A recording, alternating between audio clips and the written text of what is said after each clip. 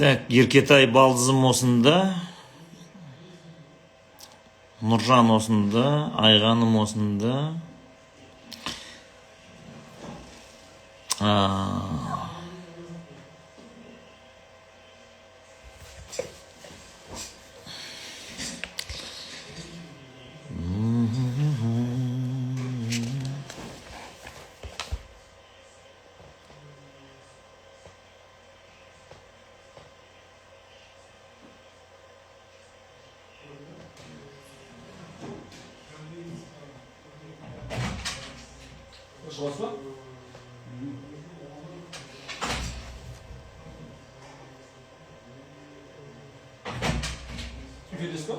Ау.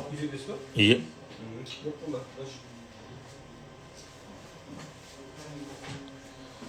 Karindir'in şarında iliği kurmuşlar ama Arma bir şey? Жал деймін да ағаш қол Ертеңгі біздің неміз. ағаш қол бірікті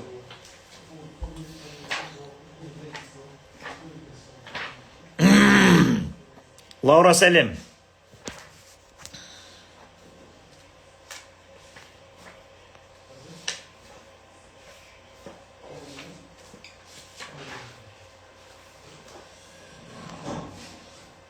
мынау кім келгелі тоқаев келгелі бар ғой 23 жылықта бізден құрылып кітаптар шығарып айтсаң да қол жүзі қаламағай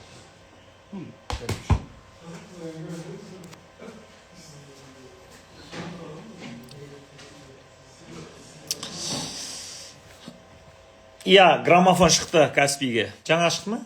Қанша минут болды? Каспийде тұр, 5 минутта болды. Мына сатып ала бересіздер.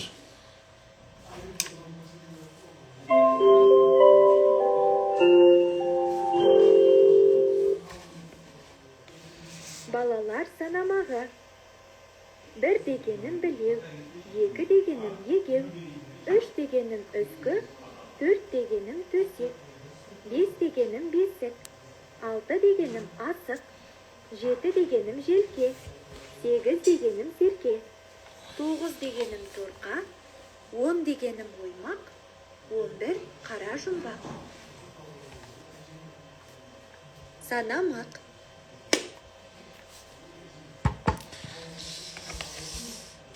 Олай болса, Каспийге кіресіздер дағыны ала бересіздер.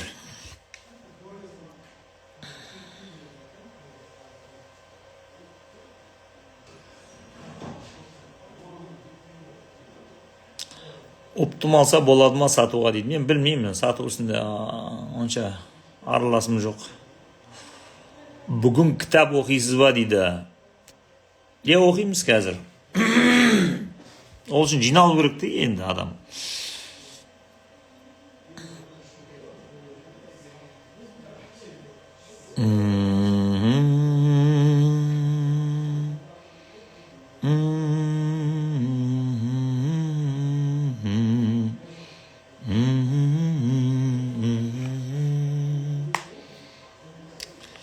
Не көрсеттіңіз дейді, граммофон көрсеттік. Әлдиден эпосқа дейін деген кітаптың ішіндегі бүкіл бесік жырларын санамақ, тақпақ, жаңылтпаш, жұмбақ, қисса, бата, баталар жыры бәрін алып, профессионал артистер студияда оқып, ана диске көшіріп тастаған. Соны аласы да, мынандай 59 дискісі бар. Сол дискін аласы дағым, жер қоқып қоясы дағыны, балаңыздың басына қоқып қойсаңыз, өсте ойнап тұра береді өзі. Санамақ керек ба, тақпақ керек ба, қисса қойып қойсаң, қиссаны айтып тұра береді. Енді жаңағыдай жұмыс істеп отқан кезде бестегі балам басына қойып қоям, балам өзінен өзі жаңағыдай құлағына құндылықты құя берсін, көкірегіне түйе берсін десеңіз, солай жасайсыз. Каспийге кіріп, қиссагер деп жазсаңыз шығу керек. Қазір қыздар тағы да жазу керек, көмектесіп, тағы да сұрақтарыңызға жауап береді. Мен көбісін білмеймін, олар енді ана жақта эфирге кіреді ғой енді.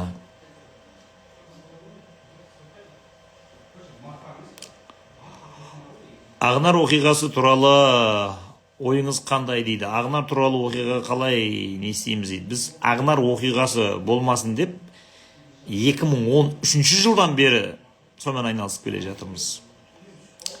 Миллион рет айттық, бұдан кейін де біз миллион рет айта береміз, жалықпаймыз.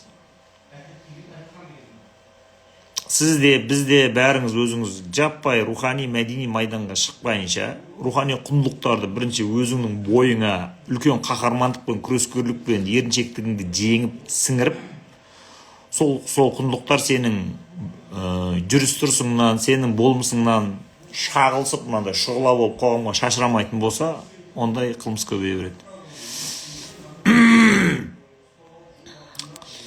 Так, Дәурен Бекназаров дейді. Ұстазыңыз айтқандай Путинге ойыңызды айтып отырсаңыз дейді. Путинге ойыңызды. Путинге айтатын не бар? Ол конституцияны, Россияның конституциясындағы абсолюттік билікті өте тиімді пайдаланған, типичный тиран. Билікке бір келгеннен кейін болды, ол енді кері шегіне алмайды. Өзінің Питердегі бірге жүрген достарының бәрін билікке алып келіп, Россияны тонап тастаған. Сондықтан енді ол артқа қайта алмайды. Егер биліктен айырылатын болса, оның орнына келген біреу желкесін қият тағына, оның командасын бәрін талқандап жүреді. Сондықтан оның айналасына жиналған жігіттердің бәрі биліктен айырылмас үшін Россияның халқын қан қақсатып, сондай әртүрлі соғыстарға салып, якобы сыртқы жаудан қорғанып отқан сияқты түр жасайды. Сондықтан енді бұл Россияның да, Украинаның да сорына біткен адам солай отырады енді.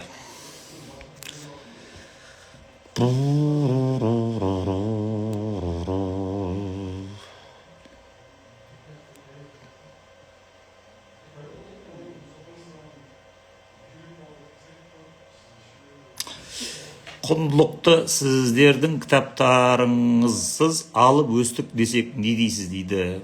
Не дейміз? Құттықтаймыз. Жарайсың, еркексің, азаматсың. Сен сияқты жігіттер көп болсын. Біздің кітаптарсызда құндылық алып өсе беретін мүмкіндіктерің болса, өсіңдер, өніңдер, өркендеңдер, гүлдеңдер, жайқалыңдар, жайнаңдар, қоғамға адамгершілік таратыңдар, одан басқа не айтамын. Қорқыт ата кітабын алдыңыз ба? Іші жыр мақамында жазылған ба, әлде әңгіме түрінде ма дейді. Әңгіме түрінде, бірақ ақ өлең ұйқасымен жазылған жерлерде бар, себебі өте қызық шынымен де. Сіздің ұстазыңыз кім дейді? Менің миллион ұстазым бар. 1980 жылы Ұлбала апай сабақ берген, апай, одан кейін Бердіқожа ағай сабақ берген, 83 жылы, 84 жылы Ермат ағай сабақ берген, 86 жылы Мырзабай ағай сабақ берген.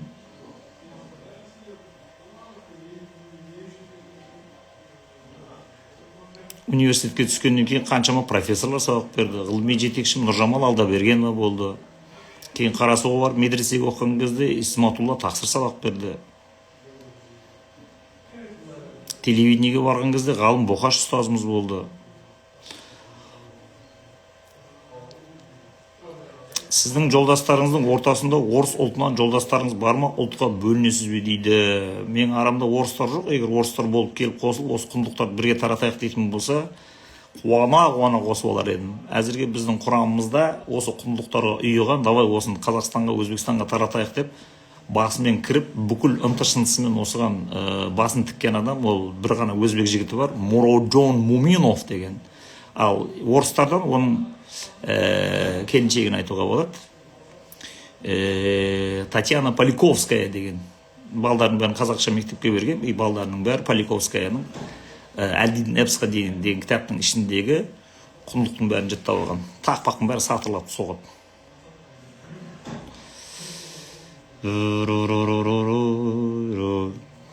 Жалпы бір надан діни жамағатқа кіріп кетіп, сондай діни манипуляцияның кесірінен қазақы құндылықтарды, қазақ мәдениетін талқандайтын, қазақшаға судай шешен сөйлейтін қазақтардан гөрі бір ауыз қазақша білмесе де баласын қазақ мектебіне беріп, біздің қазақ құндылықтарды насихаттайтын сол Татьяна Поликовская сияқты адамдар Қазақстан қоғамына өте пайдалы.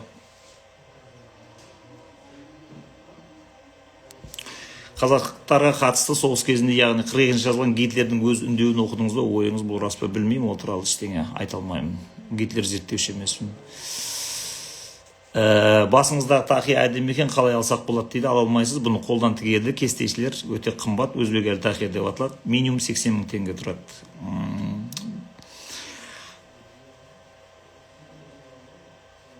Так, Сейфулла ініңіз келді эфирге, сізді мұқият тыңдауға дейді. Болды, тыныш қана отыр қазір енді. Мамай Батыр туралы айтыңызшы. Мамай Батыр туралы айта алмаймын, білмеймін. Алматыда кітапты оқып, талқылап, әңгіме қылатын орталық сияқты жер бар ма? Бар, бірақ каникулға шығып кетті. Осыда бір апта бұрын соңғысын өткізіп тарады. Енді күзде сентябрьдің 20-ларында қайттан бірігеді.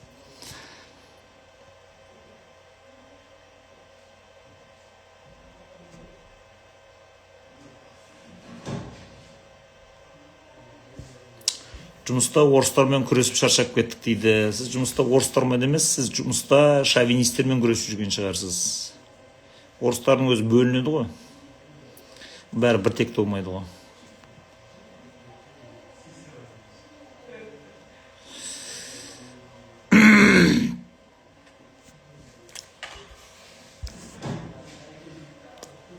Орыстарға бір текті, бір жақты баға беруге болмайды. Шовинист болса, шовинист деп айтасың. Коммунист болса, коммунист деп айтасың. Мемлекетшіл болса, мемлекетшіл деп айтасың. Адрес қалай, сентябрь бастала ма орталық жұмысын дейді. Адресін мен білмеймін, қазір білетіндерім жерге жазатын шығар. Марат, қыздарға айтшы, ана білгім келетін адресін, несін жазсын мына жерде. Европа ойшылдары, философтардың еңбектерін оқып көргенсіз бе дейді. Көргем. Тип қашып.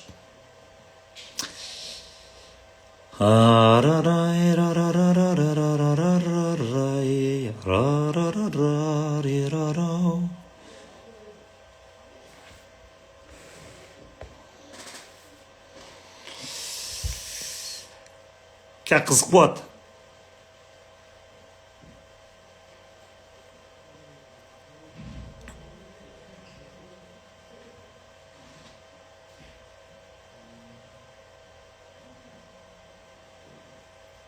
Он 12-15 жастағы балаларға не кеңес бересіз дейді. Мен ол балаларды танымаймын, сондықтан ешқандай кеңес бере алмаймын.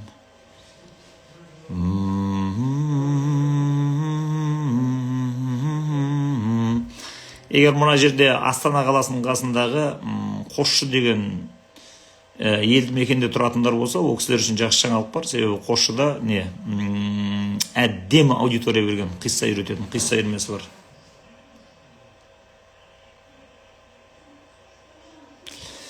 Аға, осы өмірде қандай жолда не істеп жүрмін, не істеп жүргенім дұрыс, істеп жүрген дұрыс па деген сұрақтардың жауабын қайдан алсақ болады дейді. Қиын түгі де жоқ. Бейсен және болмыс, сосын Қиссасул Анбия деген 2 кітап сатып алып оқисың, содан кейін Өзбек ел және мәдени майданда оқисың, болды, бәрі шешіледі. Так.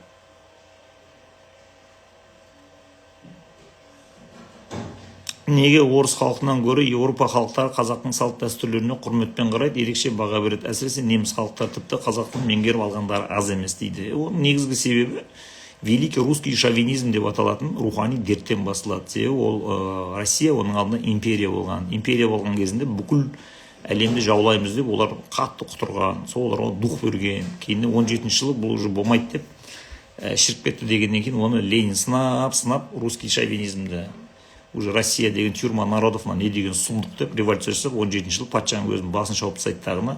Болды енді барлық республикалардың бәрін теңестіреміз деп русский шовинизмді басып ұлттық кадрларды көбейтеміз, күшейтеміз деп ұлт саясатын жүргізіп отқан кезінде Ленин өліп қалады 24-ші жылы. Сосын Сталин келеді. Сосын Сталиннің кезінде жайлап старший брат деген әңгіме қайттан күшейеді тағына. Уже репрессиядан кейін уже великий русский шовинизм қайттан отала бастайды. Сосын 53-ші жылы Сталин өлгеннен кейін уже қуғын сүргіннің бәрі уже тоқтады деген кезде, болды, бітті, деп құтылдық деп атқан кезде 54-ші жылы Никита Сергеевич Хрущев деген кісі сол великий русский шовинизмді қайттан күшейтеді. Сол кезде мына Қазақстанға келеді тағына, қазақтарды жаңағыдай санын азайтып миллиондап төгіп жіберетін кез сол кез.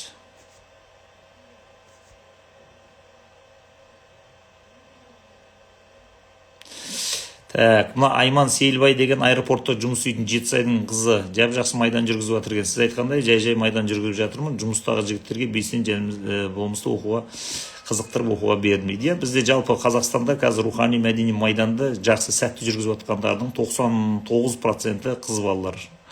Ал өкінішке орай ер азаматтар бұл соғысқа шығуға өте құлықсыз, көбісі қорқақ. Олар тек эфирде отырып алып, пәлінше туралы не ойлайсың, түгенше туралы не ойлайсың, анау туралы не ойлайсың, тақсырың не деп жатыр, Путин туралы не дейсің деген сияқты құйтырқы сұрақтарды қоюдан әлі аса алған жоқ. Қолдарынан поқ та келмейді бұлардың. Сондықтан Айман Сейілбайға қол соғып қойыңыздар. Так.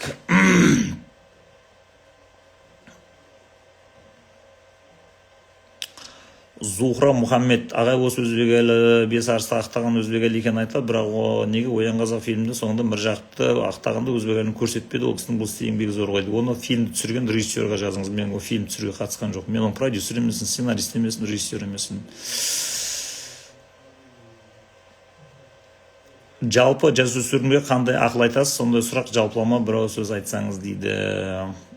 Оларға бейсен және болмысты оқы деп айтамыз, бұл басқа ештеңе айтпаймыз.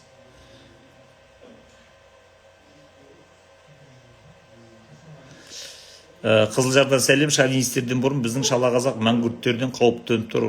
Осы бойынша қайтеміз дейді. Білмеймін.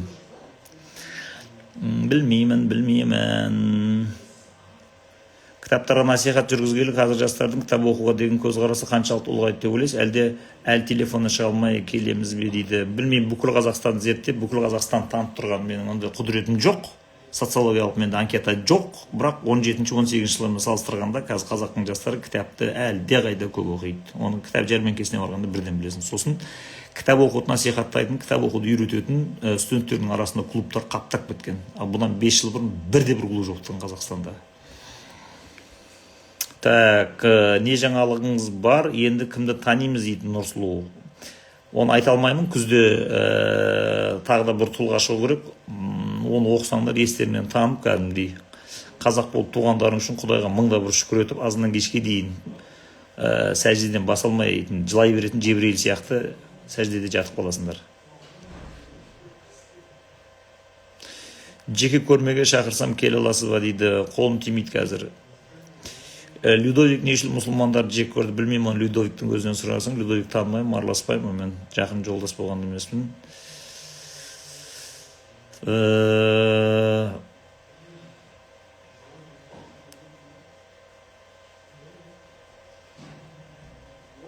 Так, мына отырған адамдардың ішінде бүгін Әлфия Серікқызы ғана ақ жүрек, сондай момын мұсылман екен.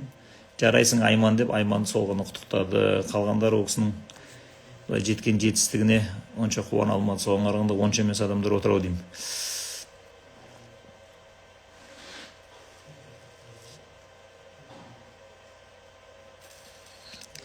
Так, інім жақында жеке меншік мектеп директоры болып сайланды. Алматының соған отбасы хрестоматияның кітаптары мектеп бағдарламасының арасында қосуға идея айтып едім. Программасын жазып келсейші жазып, соған сіздер жүргізгі деп тоқтақ қаптағы жағы түсініксіз.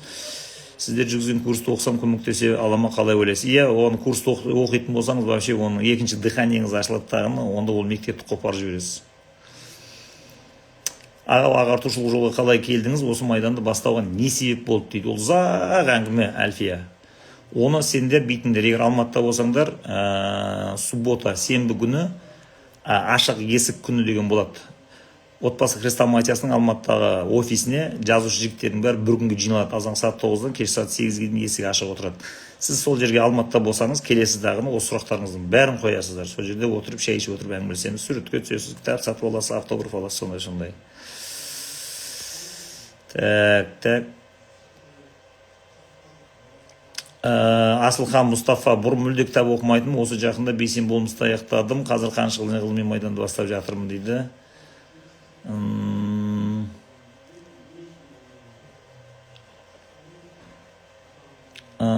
Салтанат, іштей дұға қылып отырмыз дейді. Жоқ, ол есепке алмайды, іштей дұға қылғаның сіз жария көрсетуіңіз керек. Себебі жаманның ісі құпия, жақсының ісі жария деген. Ақ жүрек екеніңізді бұндай кезде жария көрсетуіңіз керек. Шариғат және оны сізден талап етеді. Зекетті де сол үшін жария бергізеді, жұртқа үлгі болу үшін. Некенде жария қиятын себебі сол.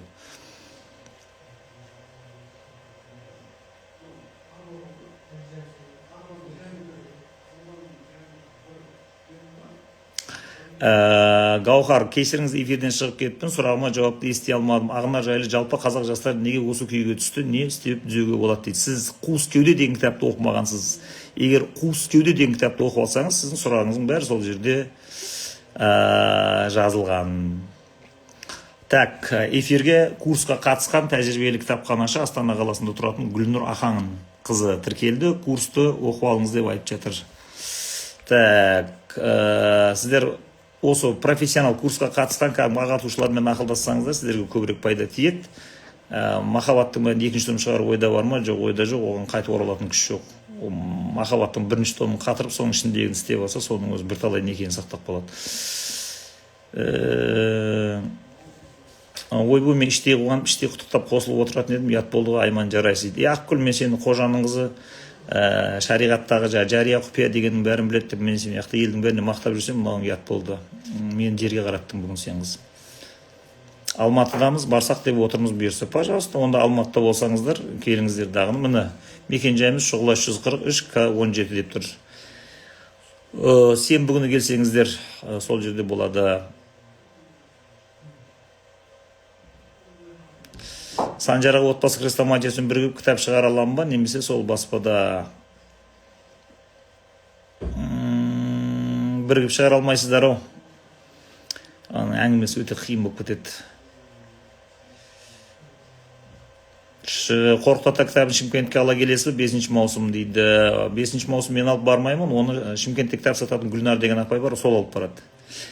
Жария деген қалай дейді? Жария деген нәрсе, мысалға, зекетті берген кезінде айтады ғой, оң қолың бергенде сол қолың білмей қалсын деп. Бірақ жария деген түрі болады. Яғни бір қиналып жатқан бір іске, бір мектепке, андайға, мұндайға бір кітап апарып, андай-мұндай бір жақсылық жасаған кезінде, оны басқа адамдар үлгі алып, мына пәленше сөйтіп істеді, менше сөйтіп істейін деп, жақсыдан үлгі алып, соған қарап тартылу үшін жасаған жақсылығын кейде жария көрсетуге рұқсат етеді шариғат.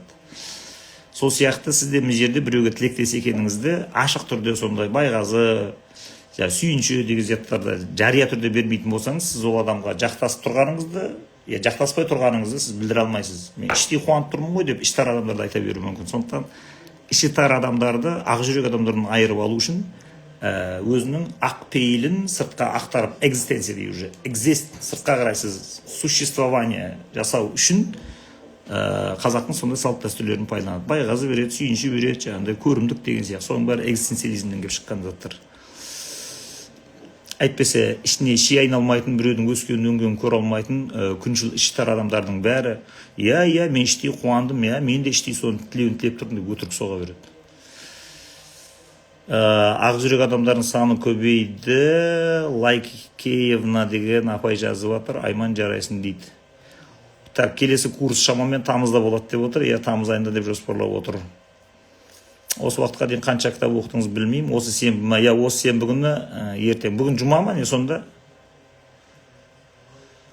Махаббат ауру деген ойға келісесіз ба дейді.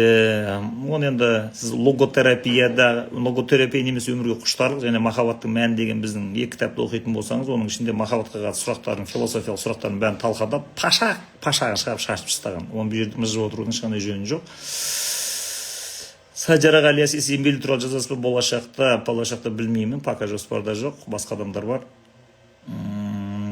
Алтын ғасырды оқып бастап едім, ол шығарма туралы сіздің ойыңыз, менде ол туралы ешқандай ой жоқ, себебі не шығарма екенін білмеймін. Так, отбасы хрестоматиясымен кітап шығару оңай емес, біз педагогтар болып жабылып, бір кітапты әлі шығара алмай жүрміз дейді Гүлнұр. Дұрыс айтады, менмін деген жандай жоспар жасақшы адамдардың бәрі келген кезде бұл нелерді шығара алмай қалды. Себебі бұл өз орта ғасырдан бері келе жатқан проблема. Ғылым адамды күшейтеді, ғылым білім адамның көзін ашады дейді ғой енді. Сидеттағын бәрі ғылымға, білімге қарай жабыса береді ғой. Сосын білімнің, ғылымның философиясын нашарлайды тағыны, ғылымның концепциясы қисайып кеткен кезде, ғылым деп нені айтамыз деген сұраққа жауап бермей қалды, адамдардың бәрі жаппай материалды жағдайын жақсартатын, абырой жинайтын, тезірек өсіп өніп, тезірек жұмысқа тұрып, аз жұмыс істеп, көп ақша табатын мамандықтарға кетіп қалады да, ғылым деген осы дейді, баса береді. Сосын сол аз уақытта көп ақша табуды үйрететін білімнің бір түрін ғылым деп соны көрсетіп жібереді дағыны, адамдардың бәрі жаппай соңғылай кетіп қалған кезде, әу баста ғылымның шығуына себепкер болған адамның болмысының ішіндегі тығыздалып тұрған, тек потенциал ретінде тұрған құдіретті күшті шығарып жіберетін рухани ғылымды профанизацияға ұшырап жүрді. Аяқ қорлап киесінен жүрді, былайша айтқанда партияны кіріп аяқтан сүріп тастайды адамдар. Енді оны пайғамбарлық білім деп айтады, пророческое знание деп. Сондықтан ана алдыңғылар осындай проблема болмас үшін орта ғасырдан бастап гегельдер де айналысқан деп айтады. Пайдалы ғылым және ақиқи ғылым, сосын пайғамбарлық білім деп үшке бөліп тастап отырады ана әдейіге.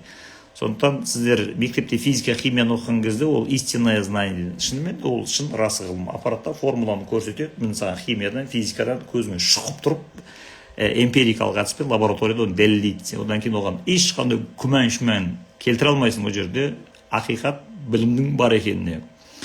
Ал енді полезное знание болмаса, правильное знание, дұрыс білім болмаса адамға пайдалы білім. Ол енді жаңағы шіріген алманы жеме, тұрып қалған суды ішпе, болмаса жаңағыдай алюминий кастрюльде бір күн тұрып қалған тамақ ішуші болма деген сияқты сізге пайдалы егер заттарды беретін болса, ол да білімге жетеді деп айтылады. Енді адамдардың бәрі енді қазір енді осы пайдалы біліммен жаңағыдай ақиқи білімді үйреніп алады дағыны, сонымен денсаулығын күшейтеді дағыны.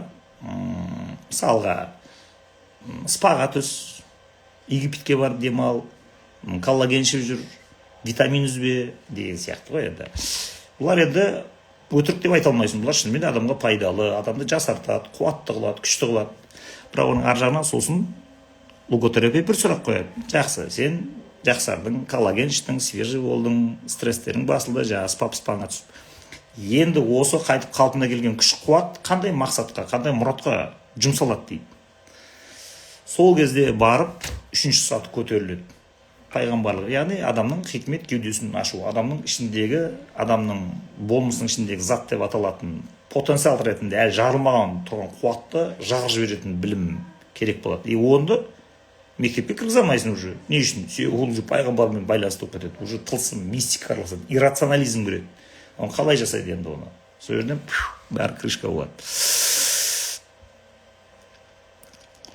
Марс Галиевичтің миссиясы жайлы не айтасыз дейді. Мен оны танымаймын, білмеймін.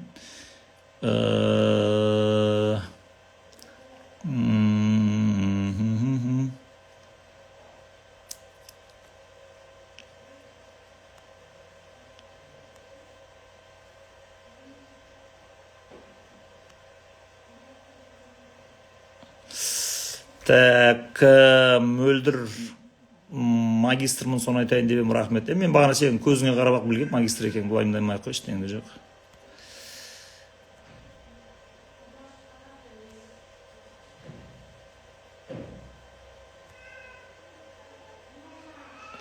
Әр діннің соңында кетпесін деп бір кітапты көрсеткен едіңіз, соны көрсетіп жіберіңізші дейді. Көрсетудің қасында жоқ, басқа кітапта тұр, ол әдептілік әліппесі деп жаттап алыңыз. Әдептілік әліппесі деп аталады. Кішкентай балдарға арналған, 6-7 жасар балдарға. Мұзафар Әлімбаевтікі ол негізі. Суретін просто біздің Асылзат деген қыз салған, болды.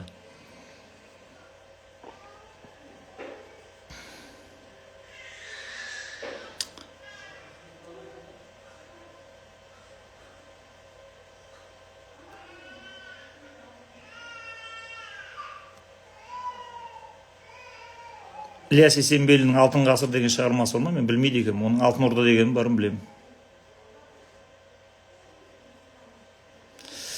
Қорқыт ата кітабын Шымкенттен аламын дейді. Ала беріңіз, пожалуйста. Без проблем. 5 маусым күні мен Шымкент шаһарында боламын.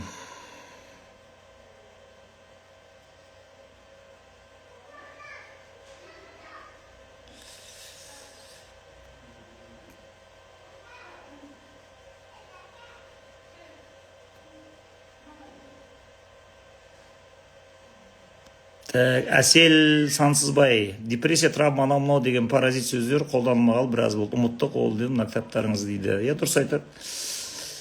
Қиссасул Әнбияны бір оқып алған адам болды ғой, бітті ғой. Депрессиямен мәңгілікке қоштасады ғой, мәңгілікке қоштасады. Стресс, депрессия, тағы не бар соған ұқсас сөздерді ұмытқысы келген адам Қиссасул Әнбия деген кітапты оқысын, алсын да оқып шықсын, болды, бітті тынысымен шаруасы.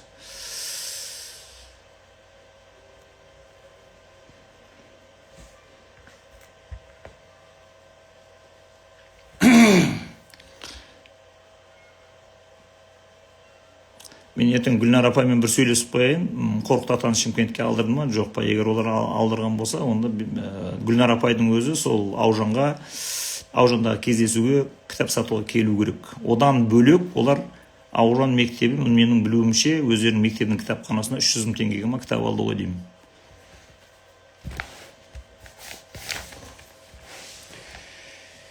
Так, ертең не ма? Репрессия құрбандарын еске алу күні ма? Соң туралы жазыңыздар енді. Әңгімені сәл салмақты тарапқа қарап бұрайық.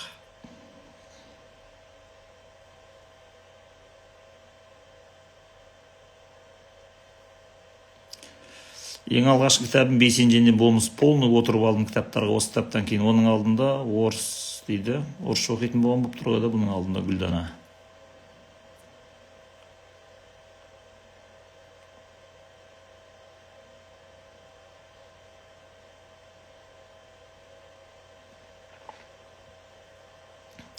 Ертең репрессия құрбандарын еске алу күні ма? Сол туралы жазыңыздар.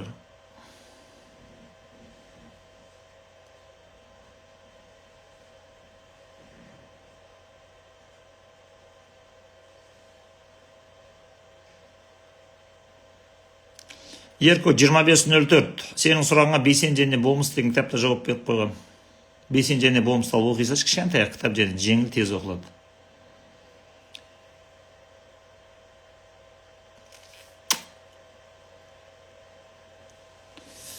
Так, Әйгерім Болат Қарлыққа барып қайттық, студенттерді апарып дейді. Мұның жерде уже мәдени майдан жүріп жатыр Әйгерімде.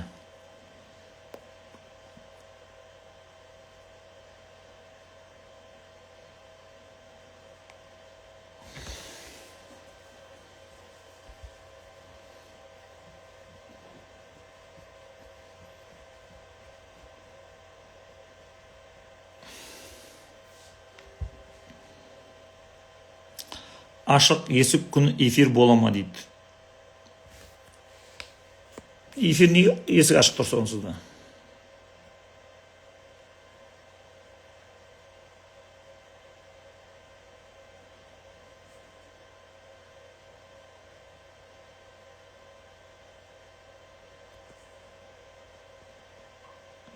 Так, Мұрзат Қуыскеуде Өзбекәлі Қаныш.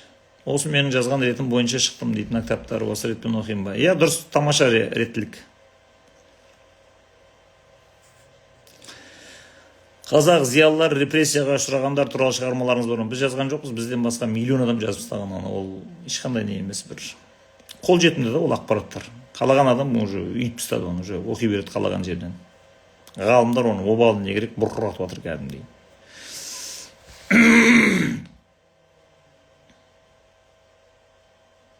Басқа қаладағылар көреміз қатысатын дейді.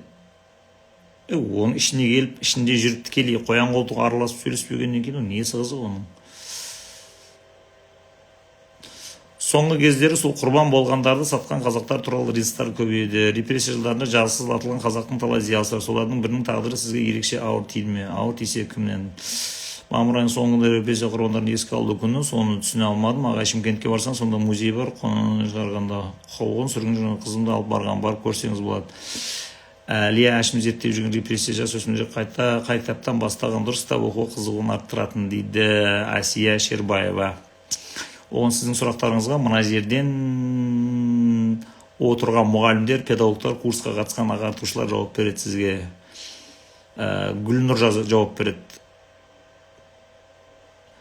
Образы советских нарратив в Казахстане 20 века, все ресемантизация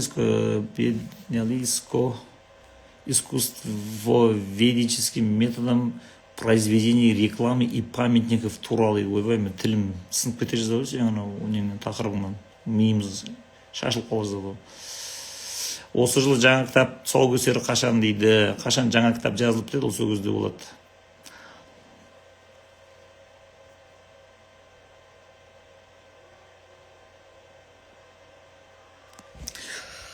Сәбит Мұқановты неге мақтай бересіз? Ол тікелей Алаш Ордаға қарсы шыққан, Әлиханды сауатсыз деп айыптаған өз жазбаларында дейді. Мен Сәбит Мұқановты мақтап, ол туралы арнайы бір репортаж берген адам емеспін.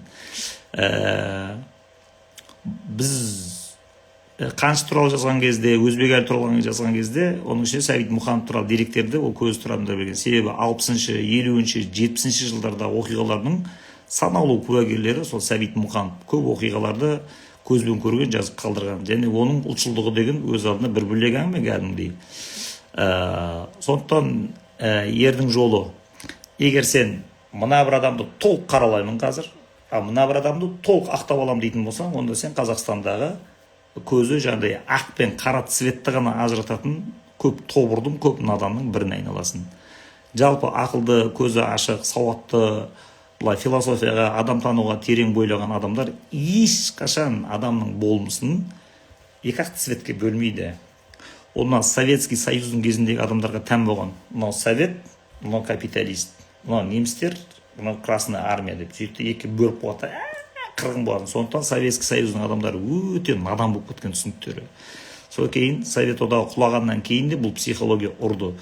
Енді ғана қазақтар осы экзистенциализм деген ғылыммен танысып, адамның болмысының ол бір күйде тұрмайтынын, оның сәт сайын өзгере беретінін, оның өзгеруіне саясат әсер етеді, анау әсер етеді, генетика әсер етеді, мынау әсер етеді, жеке шешімдері әр ситуацияда ол әрқалай әртүрлі позицияда көрінеді деген заттарды енден үйреніп жатыр. Бірақ қайтейін енді, саған бұл ғылым жұқпады, жұқпайды екен, айтқан сөз ғылымы жоқ, наданға көкірегінде болса көз жұғар сондай адамға дейді. Енді ілімсіз қалдың, енді осылай өмірден өтесің, енді осылай ақ пен қара көріп. Өмірден екі ақ цветті көріп өтесің, ақ қара. Бая Совет Союзының кезіндегі 85-86 жылдар қайтыс болып кеткен советский человек боласың енді.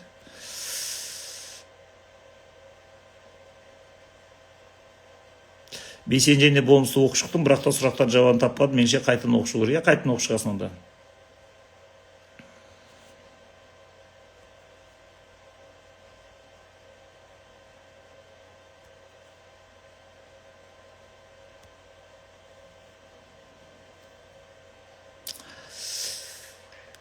Так.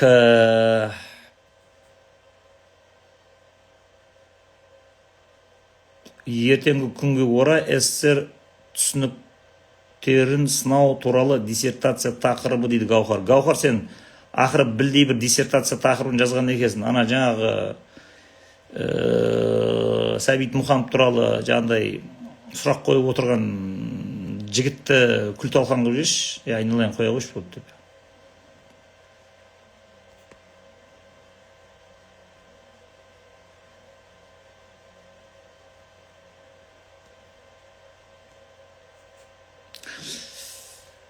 Жаңа жазған Жаңалық ауылында Алаш Арыстар деген мешіт бар. Соның имам отбасы хрестоматиясының кітаптарын оқиды дейді.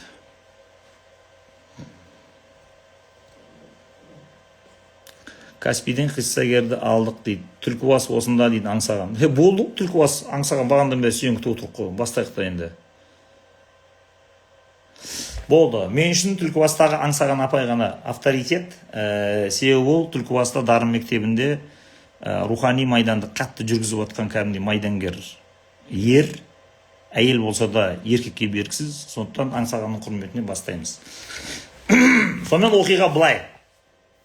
Сіздер мынау 36-37 жылдары репрессия болды, анау мынау деп айтасыздар ғой. Бірақ сол көздегі оқиғалардың ішінде өзі тікелей болып, соны өзінің тұла бойынан өткізіп, сол кездегі атмосфераның қандай болғанын жұлын жүйкесімен денесінің әрбір клеткасына шейін сезініп, кейін соны бұзбай айнаға тез қағазға түсіріп кеткен адамдар негізі өте аз болады. Бірақ аз болғанмен саз болады. Соны енді егер оқитын болсаңыздар, сіздер сол 36-37 жылдардағы оқиғаларды сіздер тереңірек түсінесіздер. Енді Қазақ СССР-ның кезінде өте ұлтшыл болған, ұлтшылдар тарапында қатты күрескен, Ильяс Омаров жағында болған, Тәшенов жағында болған, Қаныш Сәтпаев жағында болған, Бекмаханов жағында болған, Мұхтар Әуезов жағында болған тағы да бір ірі тұлға бар. Оның қазір мен атын айтпаймын. Сол кісінің жазып қалдырған бір мемуары бар.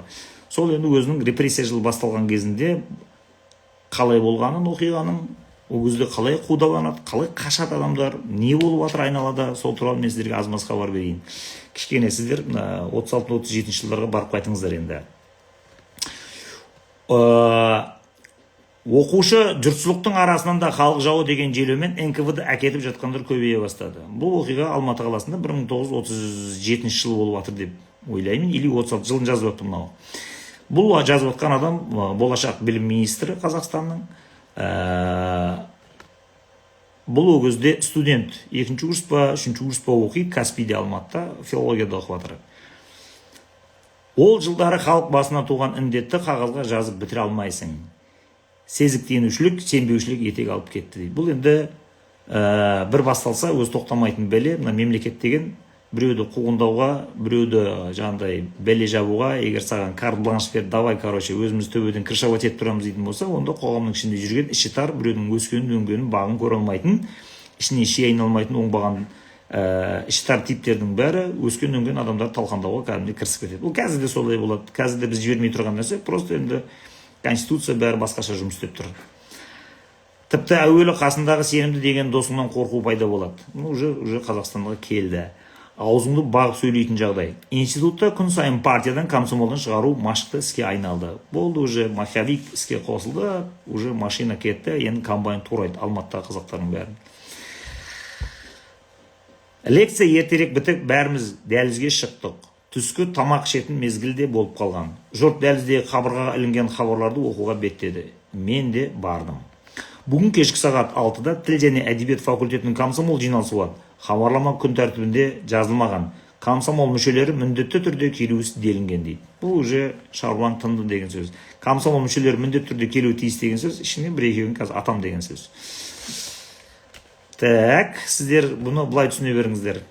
Қазір сіздер Фейсбукта отырған кезде, Инстаграмда отырғанда сізге бір бәле жабатын, сіздің бір артыңызда жататын, сіз туралы бір қолайсыз компроматты тауып алған біреу, сіз туралы пост я комментарий жазып, сізді белгілеп қоятын болса, собачканы көкөмбе қылып, сосын пинг деген саған уведомление келетін болса, оның ешқандай заңдық күші де жоқ, ол және оны ешкім сол сен туралы айтылған ақпаратты іліп алып, саған бір бәле қылып істегенді істей алмайды.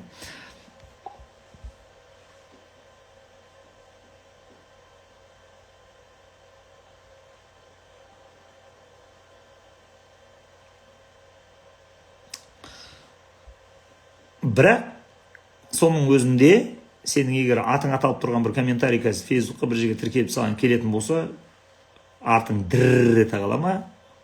Ойбай, мен туралы кім не деп жатыр деп. Егер сен мақтап жазған пост болса, вряд ли Қазақстанда енді біреу былай мақтап пост жазбайды. Шешесі, баласы, шешесі жайында менің мамам әлемдегі ең мейірімді адам деген сияқты посттар болса, былай қазақ қоғамында қазіргі жағдайда біреудің еңбегін бағалап, белгілеп жақсы нәрсе жазбайды негізінен. Көбіне сынауға, мінеуге, пәленше сен туралы мынандай ақпарат шығыпты, не дейсің бұған деген сияқты сонда құйтырқы нелер жүреді. Соның өзі сіздің ерігіңізге қалай тиеді. Ал енді репрессия басталды, анда ананы алып кетті, мұнда мынаны алып кетті, ананы атып тастады деген әңгіме шығып жатқан кезде хабарландырылып қойып, бәріңіз залға жиналыңдар десе, бітті, уже зәрең зәртүбіне кетті деген сөз. Енді бұл болашақ министр не істейді? Кешке тамам топ-топ болып 42-ші аудиторияға жинала бастадық. Бөлме лық толды. Жиналыс басталып кетті. Жиналысты басқарып тұрған өзімізбен бірге оқитын әкімші дейтін жігіт екен. Ол сөз хакім Тыныбеков Жолдасқа беріледі деді. Шойын қара бетінде орасан шешек дағы бар, ерні дүрдиген, шашын артқа тараған хакім Тыныбеков мінбеге шығып жұртқа аз кем қарап тұрды. Жолдастар деді зілдене.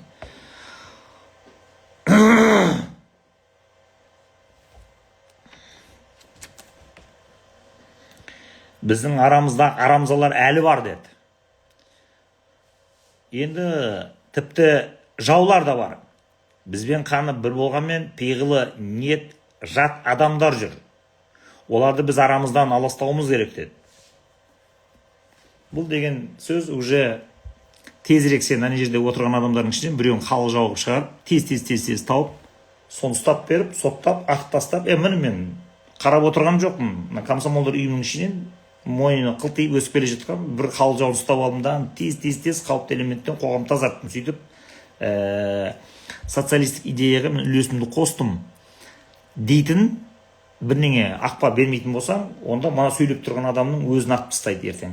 Бұл максимум бір ай или оның 3 ай өмірі болуы мүмкін. Сондықтан ол не істейді? Ол өзінің өмірін сақтап қалу үшін, өзі атылып кетпес үшін тез біреу ұстап алу керек тағын, бұл атып жіберу керек. Енді сен бұлай ойла, залға бәрі жиналды. Енді жиналды, кімнің үстінен жай түсетінін, кімді халық жау деп жариялайтынын білмейсің, бәрі үрпейіп отыр, не болып жатыр деп. Сенің бастан сөйлеп тұр. Енді кім халық жауабы, былайша кім құрбан болады, кім атылады? Бұл тынды уже сен өліммен бетпе-бет келдің деген сөз. Бұл жігіттің жасы өзі 24-те. Өзі осы зорға дегенде Алматыға ілініп, әрең дегенде бір күнге жалғап, оқуға түсіп, ән диплом алам, мін диплом алам, құда қаласа ғалым болам, одан кейін көкке ілініп кетеміз деген үмітпен келе жатыр. Ол кезде сен мынандай социальный лифт дейді ғой, қоғамға араласып, қоғамға әсер етіп, жаңағыдай ақ жағалы адамдардың қатарына кіру үшін сен комсомолға өтуің керек. Егер комсомол арқылы партиямен көтерілмейтін болсаң, болды, онда сен изгойсың, сен атты құйрығына бір тебет, сен қоғамдағы ең сорлы, сүмелек, бейшарам, жаңағыдай керексіз адамға қарай айналасың. Енді бұл жерде отыр біздің герой, сөйтеді тағыны айтады. Оларды біз арамыздан аластауымыз керек деді. Бәрі үнсіз отырып қалады енді жерде. Өзімізбен бірге отырған анау деп енді біздің кейіпкерді көрсетеді. Бұл болашақ жаңағы Қазақстан тарихын жаздыртатын Ермұхан Бекмаханов сотталып келгеннен кейін соған қайта-қайта кітаптар шығарып, соған ақша беріп, гонорар беріп, сонда болашақта тірілтіп алатын адам осы. Так, өзімізбен бірге отырған анау Әди Шәріповтің Совет өкіметінің жауларымен байланысты болып, солармен сыбайлас екендігін бәріміз біле тұра үндемейміз дейді. Ойбай, бітті уже. Бұл Әди Шәріповтің басына бомба түсті деген сөз.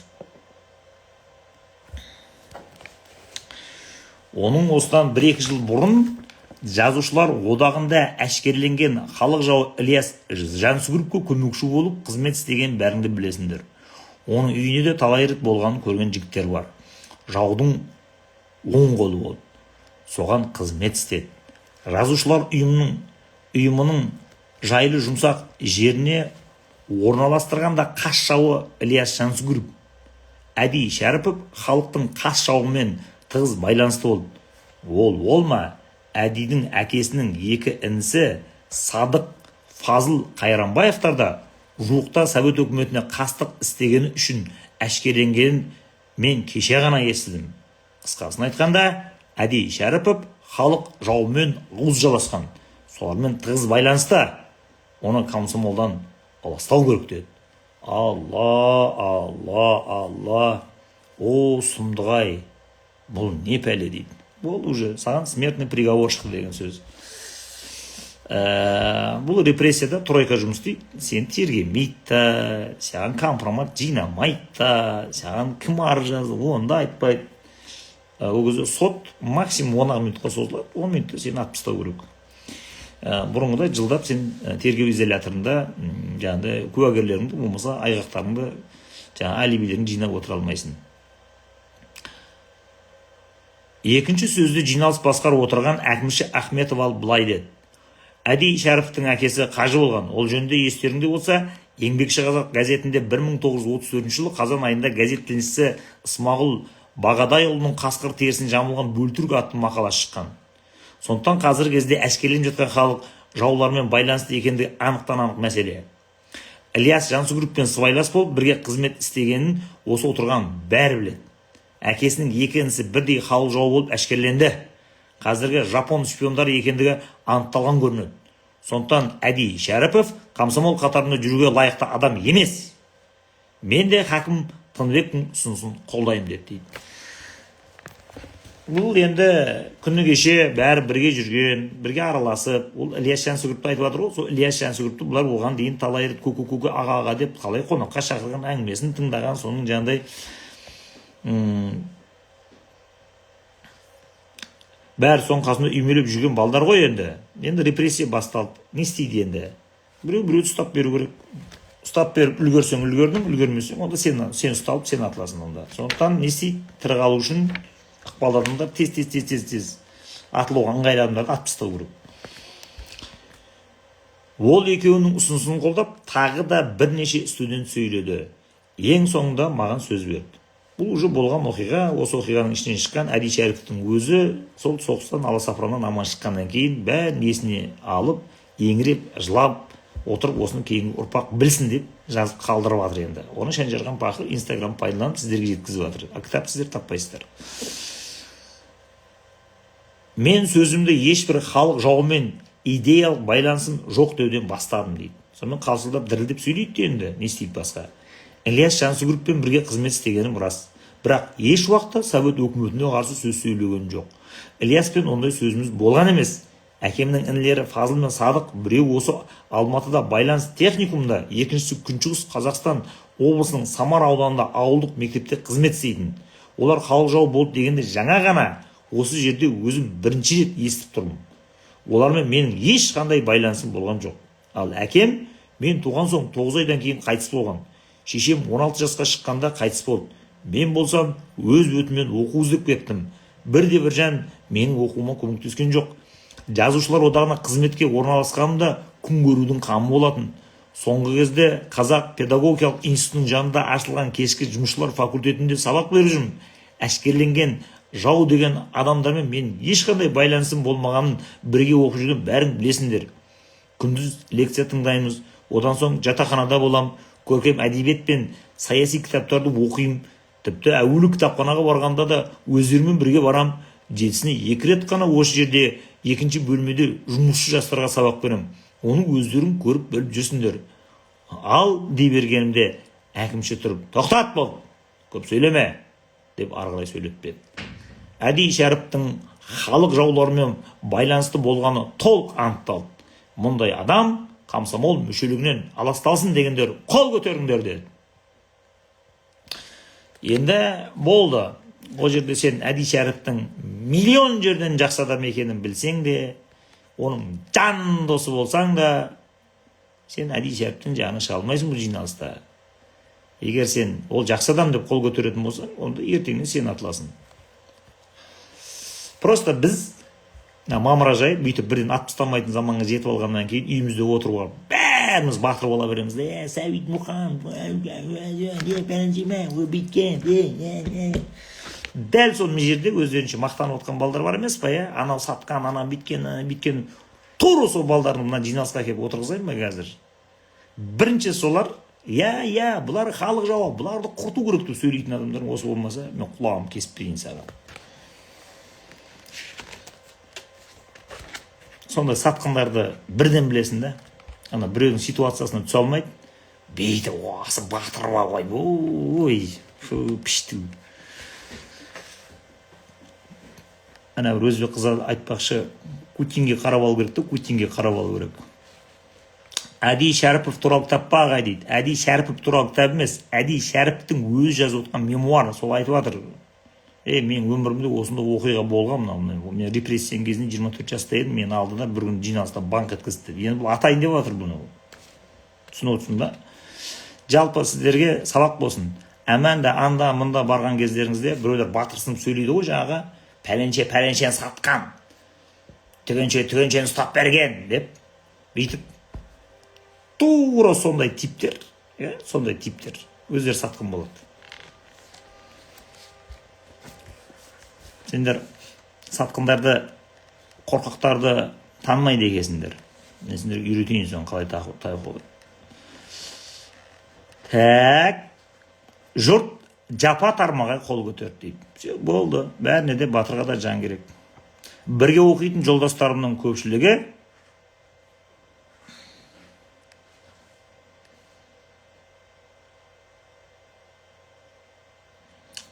ой, Әлфия, мен сен ақылды қыз, көп оқыған, көз ашық, көп нәрсені білет деп отырсам, қой, көтеріліске шығу деген ол кезде болмады ма дейді. Әлфия.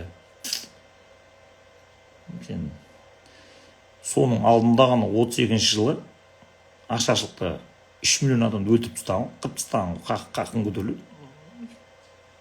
Бұлай кішкене, бұлай тарих оқиғаларды бір-біріне сабақтап, оның алдында 16-шы жылы ұлт азаттық көтеріліс болған, оның карательный отряд келгенін, бәрін қырып жаншып тастағанын, одан кейін революция болған, одан кейін азаматтық соғыс болған. Ол әр азаматтық соғыс болған кезде халықтың қырылып кететін. Оның яқты Семейде көтеріліп жатыр, 30-шы жыл Созақта көтеріліс жатыр, Адай көтеріліс жатыр, қаншама көтеріліс. Оның бәрінің артынан карательный отряд келіп, бәрін қырып тастап жатыр мысалға. Соғыс бәрі өліп. Ең соңғылар шықпа деп Каспийді оқып жатыр, енді соларын жеке-жекеге батып жатыр. Қызықсыңдар сендер.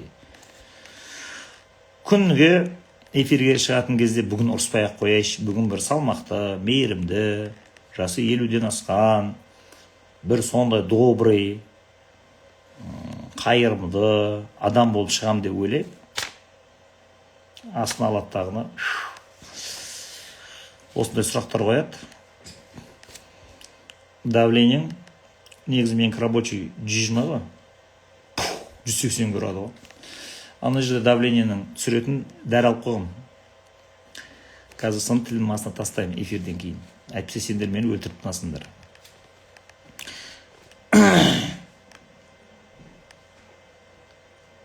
Бірге оқитын жолдастарымның көпшілігі мені аяп отырғанын, нақақтан комсомолдан шығарылатынды ұққандарын олардың көзқарастарынан аңғардым. Бірақ байғұстарда амал жоқ дейді. Мені дұрыс айтады. Бәрі көздерімен ұқтырып отырды енді. Әди досына қарап, мен сенің жақсы жігіт екенін білем әди, енді қайтем мен, көзімнен түсінсейші енді. Мен қазір саған қол көтермесем, мен өзімді шығарып тастайды комсомолдан, беш болып кетемін ғой, мен бомж болып кетемін ғой. Ол атылмай қалғанда беш болып кетесің, бомж болып кетесің. Бара жер басар тауың жоқ. Ал ең нашар жағдайда сені ит сияқты болмайды, атып тастайды.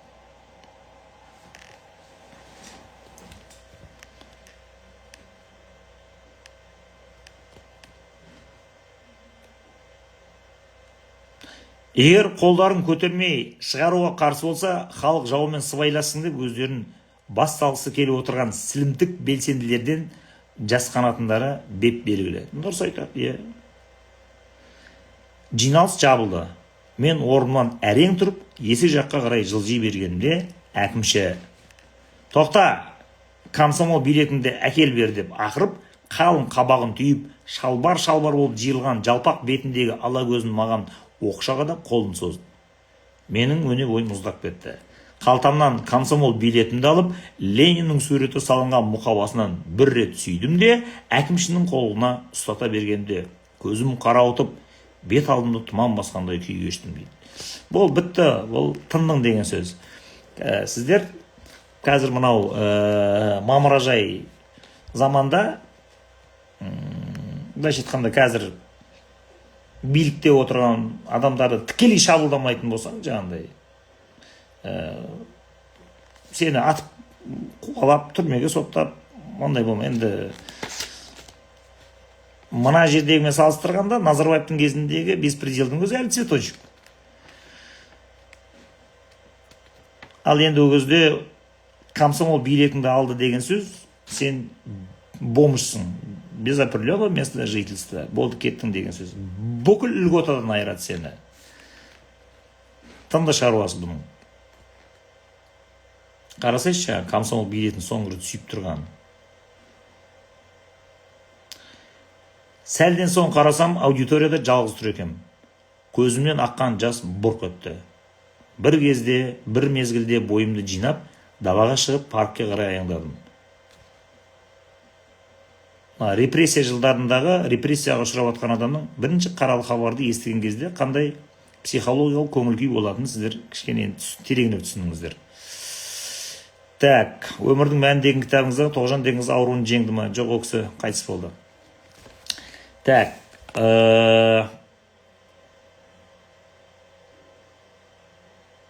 біраздан соң артымнан аяғын тықыр-тықыр басқан біреудің жүрген дыбысы құлағыма келді. Мен тоқтап бұрылдым да оған қарсы жүрдім.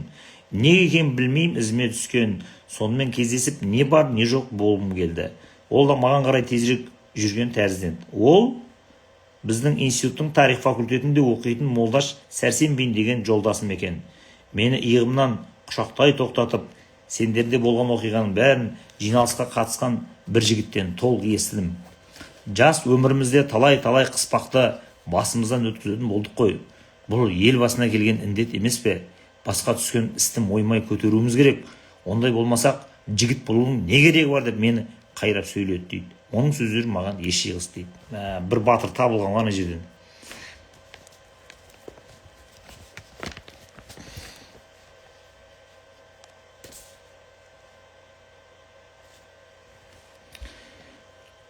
Молдаш Сәрсенбин орта бойлы, кең иықты, әдеміше киініп жүретін сымбатты жігіт еді. өзі партия мүшесі болатын. Өз бөлімінде саяси сабақ жүргізеді. Қабілетті жастардың бірі. Ол кейін күндер оқыған кітаптарын айтып, менің көңілімді аулауға тырысты. Бірақ менің көңілім қара түнек басқандай. Оның айтқандарын бір сөзін естеймін, енді біреуін естімеймін. Екеуміз қоштасып, үйімізге кете бардық. Кеудемді қайнаған ашу ыза кернеді. Ойымда комсомол билетім. Болды, ол кезде комсомол билетінен айырылдың деген сөз, сен адам емессің деген сөз. Санамды жегідей жеген адам, төзгісіз жан азабынан мәңгі бақи құтылудың жолын ойлаймын. Халық жаусың деп айыпталып кетіп жатқан жандар есіме түссе, денем дір ете қалады. Енді мен де кеттім ау деп ойлаймын. Алды артым беймәлім қара тұман. Қазылған орға түсіп кету оп-оңай екенін түйсіндім. Амал не? Адам басы бәріне де көнеді. Суық ойлар денемді шарпып, екінші қабаттағы бөлмеге ілгері басқан аяғым кейін кетіп әрең дегенде жеттім. Есікті ақырын аштым. Өзімен бірге жататын 3 жігіт тұқырып кітап оқып отыр. Менің кіргенімді байқамағандай, мен де үнсіз ғана барып төсегіме отыра кеттім.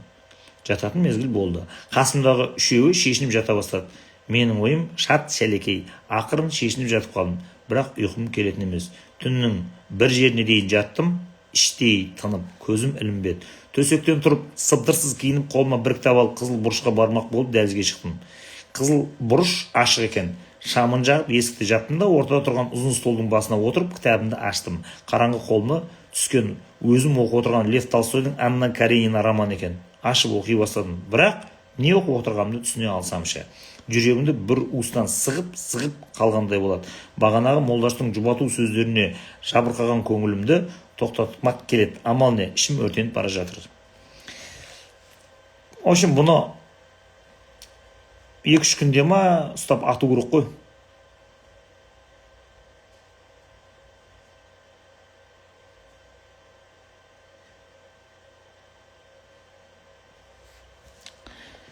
Енді бұл атыла ма, атылмай ма? Қалай бұл енді шығып бұл ситуациядан? Бұны тынды шаруасы. Түн ортасынан асып кеткен мезгіл. Жан жағымдағы меңіреу тыныштықты бір кезде аяқ тықырып бұзды. Пожалуйста, келді. Мені әкетуге келе жатқан НКВД-ның кісілері шығар деген оймен қатар жас бұрқ етті дейді. Көзінен жас бұрқ етті. Жылап жүрген байғұсынан тықырды естіген кезде. Есік қағылды. Есіктің кілтін үстелден алып орнымнан тұрдым. Қазір тұра тұрыңыздар, ашамын деймін десем, қорыққандықтан болу керек, даусым шықпайды дейді. Мен саған 37. Уже НКВД келген кезде адамдар сөйлейін десе дауыс шықпай қалатын болған. Екі қолым безгегі ұстаған адамдай дір-дір етеді. Жүрегім алқымыма тығылып, есікті әрең ашып, сақау адамша сілейіп тұрып қалыппын. Келген 3 адам дейді. Вот, пожалуйста, приехали. Біреуі НКВД-ның лейтенанты, оның қасында жай киімді екеу бар. Лейтенант мен танитын Шарафи деген жігіт. Оны осыдан 3-4 ай бұрын НКВД-ға жұмысқа алған. Жаңағы институттың физмат факультетінің соңғы курсында оқып жүрген. Мұғалімдер мен студенттерді институттан алып кете бастағанда білетінбіз. Өзі уже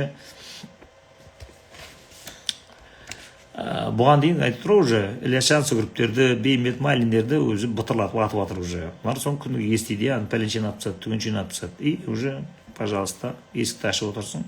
Сенің алдында уже НКВД-ның 3 офицері келіп тұр. Енді не болады бұл? Қалай тырғалады бұдан? Мүмкін оның артында тұрғандар әміршілері болар, кім білсін. Шарафи ұзын бойлы, шидей арық, күле сөйлейтін жігітті. Түрі қорқынышты болмағанмен, жұртты түрмеге алып кетіп жүргеніне қарап, көпшілік одан шынында да қорқатын. Үшеуі табалдырықта аттай бере,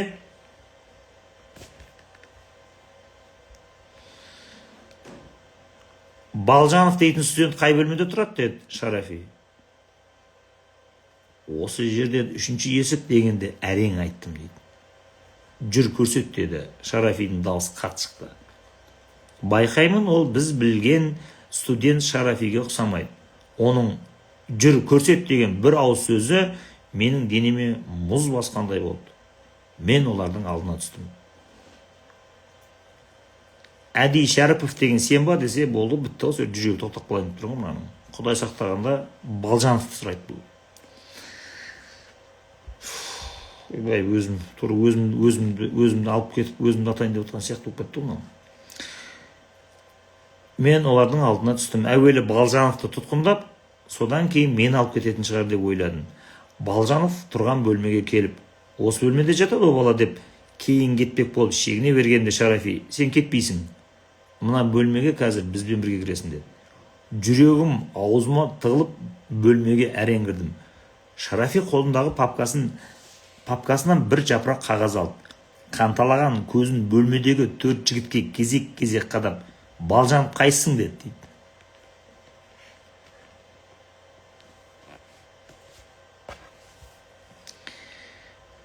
Мен де төргі төсекте отырған жігіт. Шарафи, шын Балжанов осы ма дегендей көзінің астымен маған қарады. Балжанов бозарып кетті.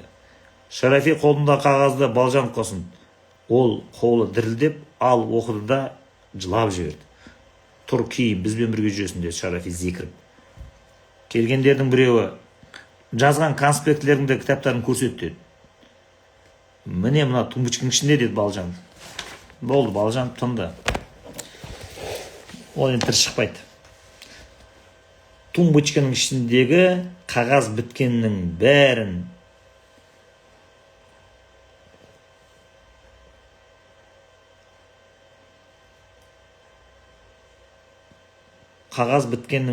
алып шыққан орыс жігіт стол басына отырып, Балжановтың дәптерлерін парақтап, қалтасынан қарындаш бүктелген ақ қағаз алып, бір нәрсені жаза бастады. Жазуын бітіріп, қағаздың бір тұсына Балжановқа қол қойғызды.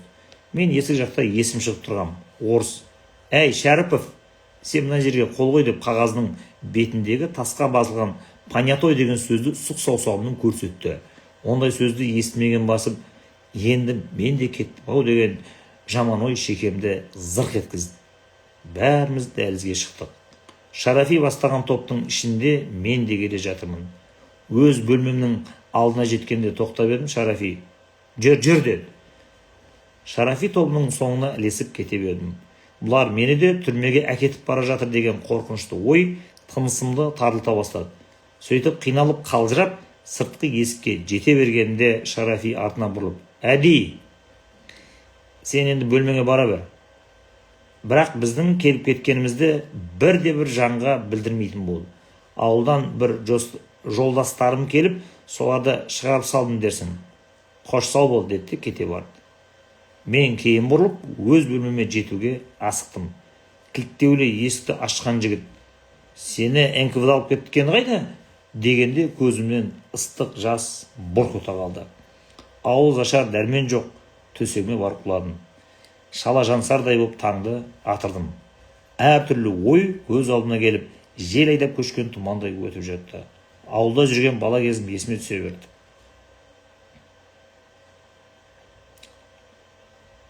Менің бала кезімнен көргенім адам айтқысыз қиыншылық. Енді арғарап оқымаймыз. Арғарап оқысаң, мынау көрген қорлығының бәрін неге Өскемен жақтағы жазып.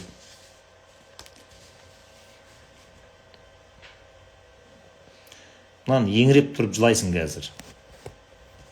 Бұны оқуға жүрек керек.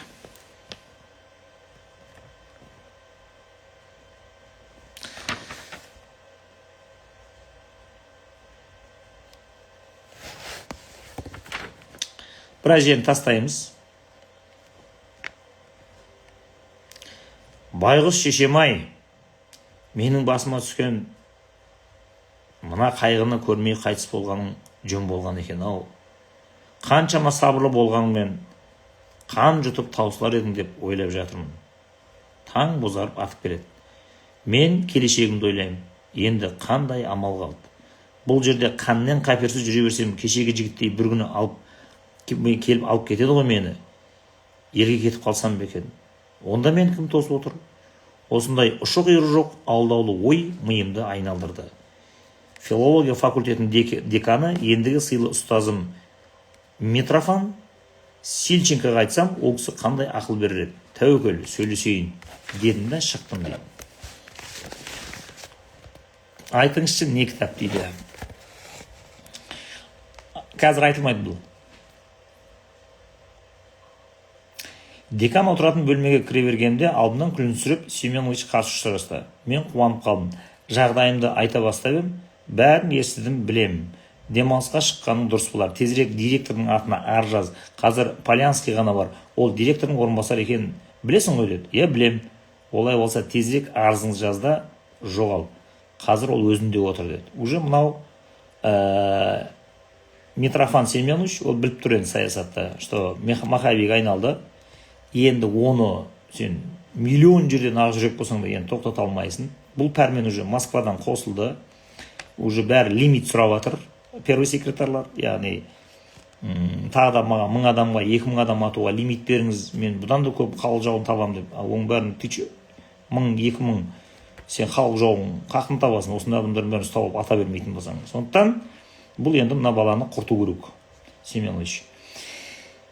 Менің қарсылығым жоқ деп менің арызыма қолдау көрсетіп қол қойып берді. Ұстазым менің зачет кітапшама жолдас Шәріфке 1 жылға демалыс берілді деп жазды, қолын қойып мөрін басты. Жолың болсын, қайда баратынды өзің біл деп менің қолымнан қысты дейді. Сен болды, тындың. Сен 36-37 жылы сен оқудан шығарып, 1 жыл академийский беріп отырған тірі қалсын деп. Бірақ ол шанс өте азды. Біріншіден бұл қайда барсаң онда бар еді, бұның әкесі өліп қалған 1 жасында. Одан кейін 16 айдан кейін шешесі өліп қалған. Бұл жетім адам. Бұның ешқандай ақшасы жоқ. Комсомолдан шығарып жіберді. Оқудан кетіп бара жатыр. Жұмысқа тұрғызбайды. Енді сәл аялдаса, 1-2 күн аялдаса болды, бұны однозначно атады. Бұл енді бұл қалай да бүгін шығып кету керек. Бірақ қайда барады енді?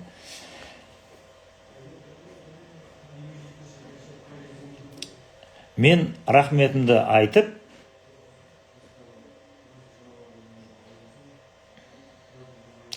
қоштасып шығып кеттім. Зыр жүгіріп жатақханаға келдім де, бар жоқ заттарымды кішкене ғана жаман шамаданыма салып, бөлмешектерге сау болыңдар дегеннен басқа ештеңе айтпай шығып кеттім.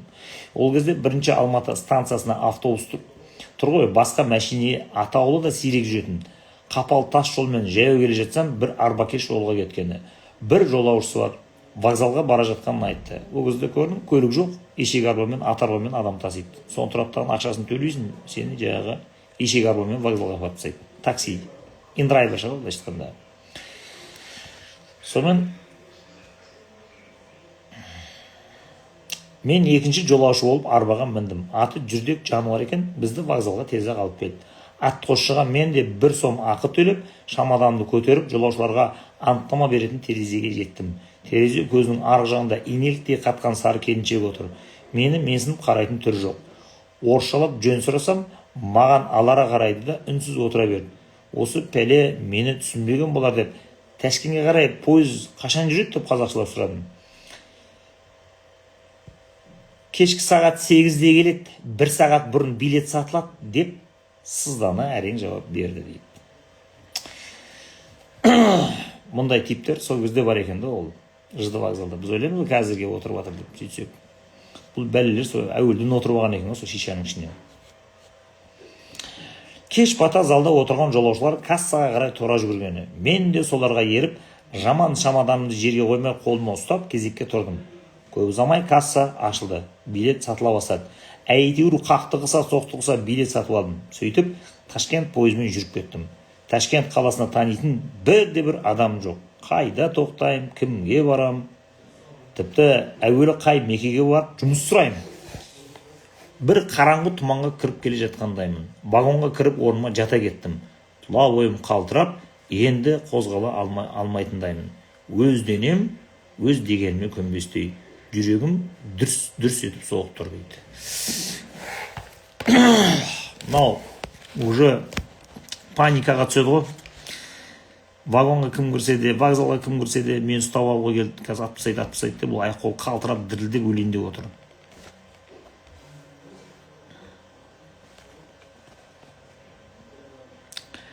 Осындай қысылған шақта маған ақыл беретін жан табылсашы. Денімді салдыратып қозғалтпай тастаған қорқынышымның ең зоры жалғыздығым. Не сеземде тек өзіме ғана сенуім керектігін ойлаймын. Ал не істеу керектігін өзімде білмеймін. Алып қашты ойлар шақшадай басында шарадай етіп береді. Бір ойым айтады, Қазақстан шекарасы Ташкент қаласының түбіне келіп бітеді екен. Бұрын мен мұны ойлаған да көрген де жоғым. Біреу мені іздегісі келсе, Қазақстаннан қол созымда тұрған бұл жерден оп-оңай тауып ұстап алады. Сондықтан Ашхабадқа кетсем қалай болады дейді. Көрдің, даже Ташкенттің өзі пайда бола алмайды. Себебі Ташкент Алматыға өте жақын. Бізден осындай деген комсомолдан шығарылған халық жауы бар. Сендер жаққа қарай кетті дейді. Болды, бітті, оны 2-3 күнде тырп еткізіп ұстап алады да 10 минутта сені тарс етседі. Енді болашақ біздің министріміз енді Ташкенттен Ашхабадқа, Түркменстанға қашу керек. Оның не Ташкентте, не Ашхабадта бірде-бір не танысы жоқ, не туысы жоқ. Өзінің туған жері Шығыс Қазақстанда, Семейде қалған. Бұл негізі Найманның жігіті. Біздің пойыз Ташкент қаласына жетті. Жұрт жапа тармағай вагоннан шығып, ашық қақпадан қалаға кетіп жатты. Менің қалада танысым жоқ. Жатақхана атаулыға да жолатпас. Вокзалға кірдім. Жолаушылар аялдайтын ұзын залдың ең төріндегі анықтама бюросында кезек күтіп тұрған 5-6 адамның соңынан мен де тұра қалдым.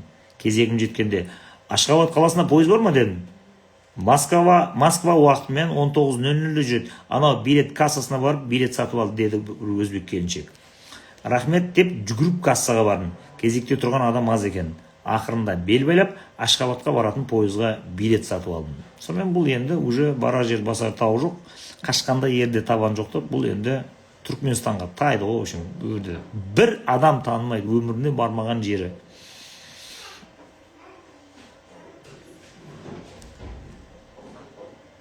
Кеш болған күннің өзінде де тымырсық ыссы ауа тұмшалап тұр. Тамақ ішуді ойлағанмен зауқым жоқ, тек шөлдей берем. Вокзал алаңдағы бір шүмектен ағып тұрған судан әлсін ішем, ал шөлім қанбайды. Үстімдегі жеңіл бешпетімді қолыма ұстап, вокзал алдында ерсілі-қарсы жүрдімді қойдым. Кеш қарайған кезде Ашхабадқа жүретін пойызға отыру басталды. Мен де ұмытылдым. Вагонға кірсем, іші толы жыпырлаған адам. Тізе бүгер жер жоқ. Бір кезде вагонның арғы шетінде арқалаған қапшығын төмендегі бір орынға қойып жатқан егде кісінің қасына бардым. Ол маған бұрылып қарады да, осы орын екеумізге жетеді. Қолындағы жәшіңді мына төсектің үстіне қой. Тағы біреу келіп, емдене қалар. Отыр, жасқанба деді. Өзбекшелеп. Оның өзбекше бір сөзін түсіндім, бір сөзін түсінбедім. Осылайша пойыз жүріп кетті. Так. Сонымен бұл өмірі көрмеген, білмеген Ашхабад қаласына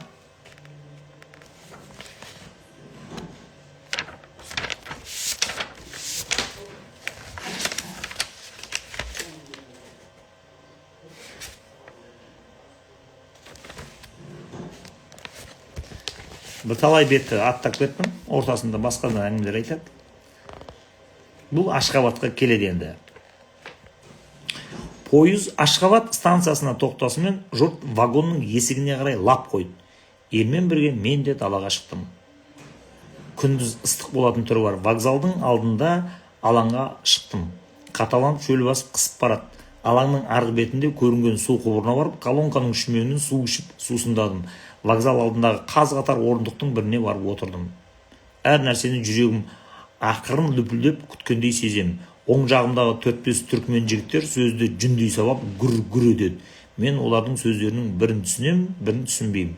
Жаздың жұмсақ желі жібектей болып бетімде сипалай берді. Нендей халге ұшырар екенмін деп ойлап кеткенде, астан-кестең болып күйі жанған кеудеме жібек желдің лебі шипадай болатындай бетімді жерге беріп отыра кеттім. Ұшқыр ой шарқ ұрып кете барды. Мен отырған орындыққа енді мұғжиза осы жерде болады.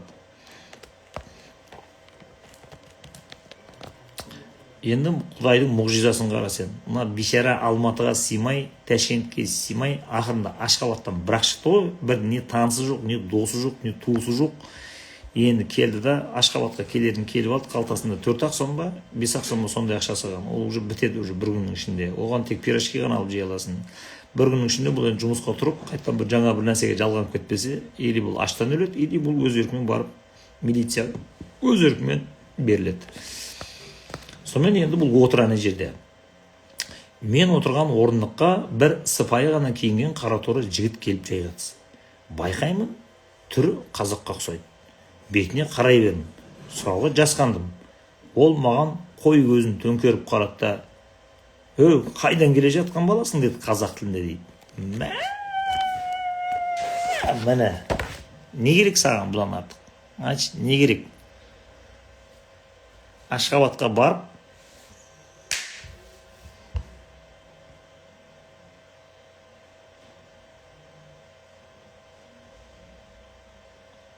вокзалда отырып, қасына бір қазақ отыр ғой, қазақшылап. Бауырым не алышсың деп. Мұғжиза. Енді бұл мынандайға кетеді. Міне, мынандайға кетеді деп едім, даже Инстаграмның өзі салют берді.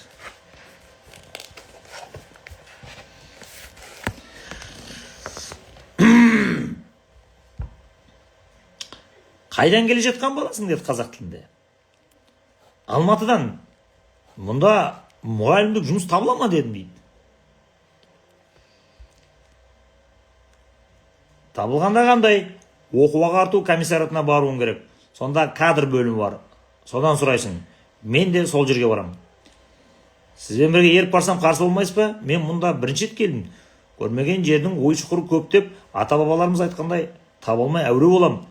Әуре болармын. Сіздің кездескеніңіз қандай жақсы болды дедім қуанып. Қалада жүріп жатқан көлік жоқ, екеуміз жаяу бармақ болдық. Қолымдағы жәшігімді вокзал басындағы қоймаға тапсырдым. Баратын жеріміз алыс емес екен. Сонымен кеттік дейді. Кеңсе жұмысы басталуға жарты сағаттан астам уақыт бар. Оқу-ағарту халық комиссариатының қарсы алдындағы, бұл енді оқу-ағарту халық комиссариатте отырғаны Аблановға келді бұлар. Ашхабадта жүр. Кішілеу алдыңғы орындықта отырдық. Кенеттен кездескен сары жігіт маған жұдырықтай денесімен бұрылып, сен бала қайдан келдің деді. Алматыдан келдім. Пединститутының студенті едім. Оқуды ілгері жалғастыруға қаражатым болмады да бір жылға демалыс алдым. Мұғалімдік қызмет табылар ма екен деп Ашхабадқа келдім. Пойыздан жаңа түстім дедім. Мен де сол пойызбен Алматыдан келдім.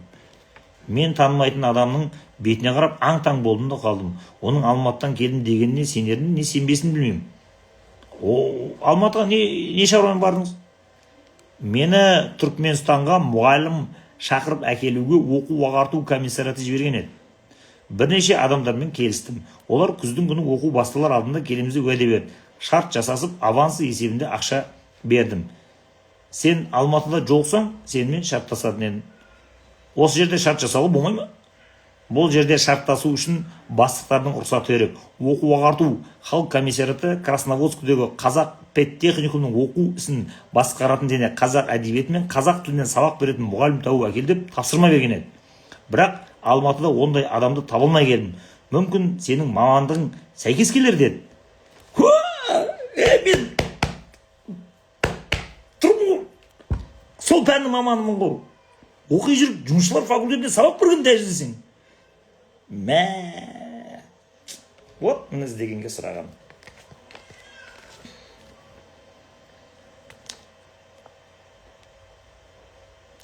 Ендеше қызмет басталысымен оқу комиссариатының кадр бөліміне кіріп сөйлесейік. Жұмысқа түсу үшін керекті документтерің бар ма? Бар деп қолымды қалтама салып, қол орамалға оралған документтерімді өкілмін деген жолдасқа ұсындым. Ол менің документтерімді жіті қарап шықты. Соң сені қызметке алу-алмауды оқу комиссариатындағы жолдастар шешеді. Егер сенімен шарт жасас десе, мен дайынмын деді. Сонымен мынау болды, аштан өлдім, тындым, ән ұстайды, мін ұстайды, атат, патат. Енді қайға барам, биш болам, қайда қонам деп отырған кезінде вокзалда алдынан қазақ. Ең қызығы, ана жерге Аблановға алып барса, Аблановдағы адам, мен де жаңа Алматыдан келдім, сол пойызбен. Алматыға барып аралап, қазақ тілі мен әдебиетінен пәнінен сабақ беретін мұғалім таппай, ит болып қайтып келдім. Мына Красноводск деген жерде кілең қазақтар тұрады. Сол жерде педтехнику ашқан. Енді Маңғыстаудан ашаршылықтың кезінде Түркменстанға қарап көшкен қазақтар бар емес па? Сол Красноводскқа барғанда қалың қауым барып отырып алған. Енді ол жерде қазақтарды оқыту керек. Қазақша оқу керек қой. Сөйтіп педтехникум ашады. Ол қазақтың балдарының бәрі адайлар сол жаққа барады. Енді оқытайын десе мұғалім жоқ. Ананы Алматыға жіберген. Бар Алматыға бар да қазақ тілі әдебиетінен мұғалім тауып келеді. Олар келеді де сөйлеседі. Қай Красноводскқа, Түркменстан, қойы құрып кетті Түркменстан. Кім барады ол жаққа? Ешкім бармай қойған. Ана байғұс ауыз басы шаң-шаң болып, мұғалім таба алмай, иттей болып Абломнан қайтып келген. Кірсе, артынан біздің әди шәріп кіріп тұр. Келдік қой міне шешу үшін деп. Аналар мәз. Құдай жіберді бізге деп. Кеттік дейді ғой үшін. Содан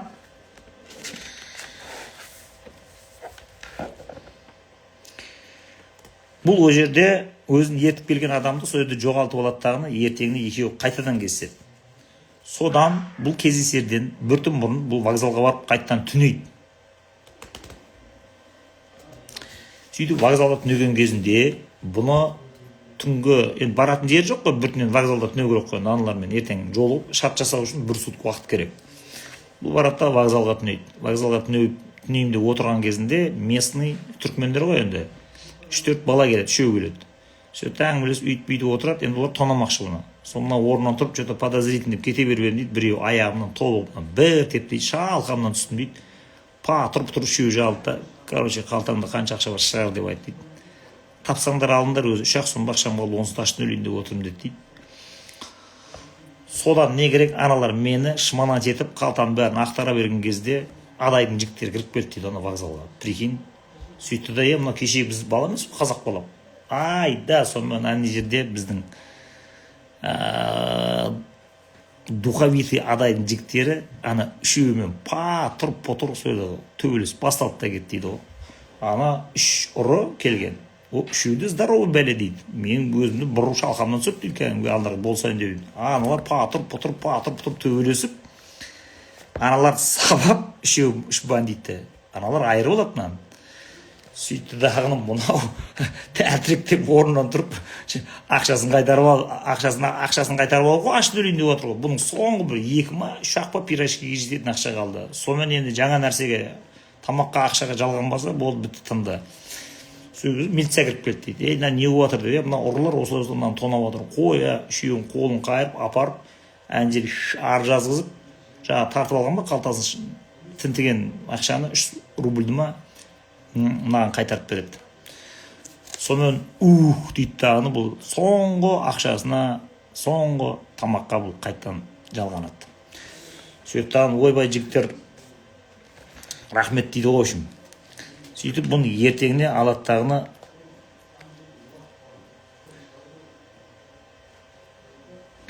ертеңіне бұны шақырады. Бір кезде Ақшолақов дәлізге шығып, жүр кір деп ертеңнен Аблоновға келді енді, бұны кіргізіп жатыр. Заболоцкий менімен жылы жүз амандасын, Аблоновның бастығы болса керек. Кабинетінің оң жағында орындықты көрсетіп отыр деді. Дәл осы, бұл төбелес бітті уже, төбелестен кейін болып жатыр оқиға. Мынаның бет аузына уже фингал түскен, бет аузы көгеріп, сақал мұртының бәрі мынандай өсіп, пәленбай күн жол жүрген, жуынбаған, шайынбаған, дұрыстап тамақ ішпеген, уайымнан 10 килограмма бір салмақ тастаған бұл қусек көп тұр. Оның қасында ол кезде оның түрмен салыстырғанда мен қайта Шварценеггердің. Сонымен дәл осы кезде менің жүзіме қан жүгіргендей, қуаныш қаба бергендей болды. Қуанғаным сонша көзімнен жас шығып кете жаздады.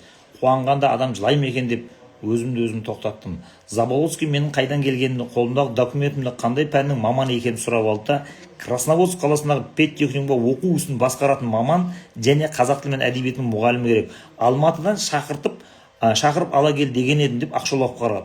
Онда табылмады. Біреулер Шәріпов деген жігіт бар, сонымен сөйлесіп көрсеңіз деген, бірақ мен бұл жігітпен Алматыда кездесе алмадым деп ақталды Ақшолақов дейді. Красноводскийге баруға қарсы болмайсың ба деді Заболоцкий. Қарсылығым жоқ, тек сізге бірер сұрауым бар, егер мүмкін болса дедім. Сұра айт деді. Студенттің жайын өзіңіз жақсы білетін боларсыз. Менің қалтамда тамақ ішетін бір тиын ақша қалмады. Уже тынды мынаның ақшасы. Осы жерге маған аванс ақша берсеңіздер, Красноводск қаласында алатын еңбек ақымның мөлшерінде айтсаңыз дедім. Сен еш нәрсенің байыбын Білмейтін болар десем, ақша мәселесінің заңын жақсы білетін жігіт болдың ғой деп Заболоцкий қарқылдап күлді.